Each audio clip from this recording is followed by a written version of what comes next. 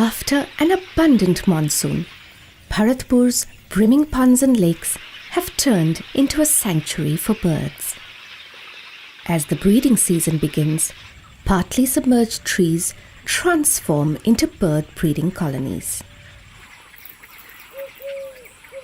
An acacia tree like this one usually hosts nearly 30 to 40 pairs of birds and their nests. These trees witness the daily family drama of parents feeding their chicks and teaching them to protect themselves. Each pair has its own rhythm and pace. This pair of Eurasian spoonbills have some work left before they can consider parenthood.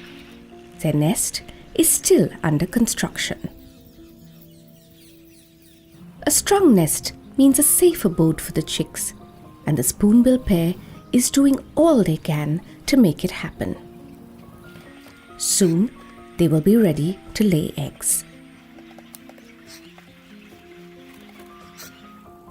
Another spoonbill pair in the neighborhood has already hatched its eggs a week ago.